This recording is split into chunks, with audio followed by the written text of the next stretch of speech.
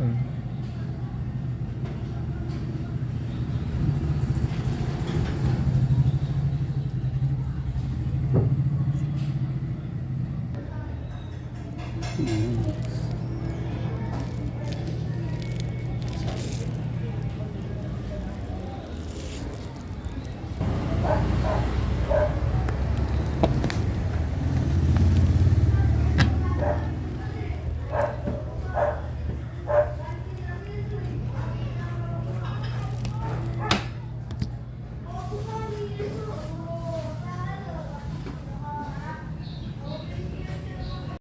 Okay guys, yung pag-align na lang ng ng wiper, kunin nyo muna yung pinaka center nya.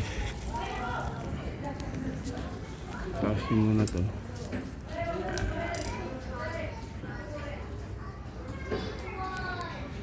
Kasi ito na-align ko na, wala kasi kung hindi natin na video, pero demo ko na kasi. Kunin nyo yung pinaka center, huwag nyo muna hihigpitan yung bolt, huwag nyo muna yun dyan. Imagine nyo yung pinaka center nyan kung saan tatama itong pinaka nya, arms. Tapos ngayon unti-unti nyo siyang iusod tulad nito.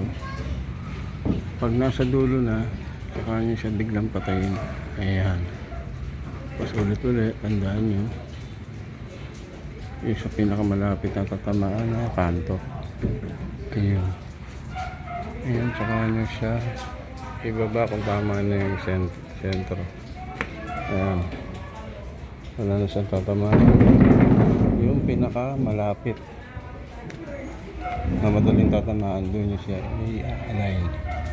Tapos saka nyo lang siya higpitan. Tsaka wag nyo paanda rin na hindi basa ang salamin, masisira po yung granahe.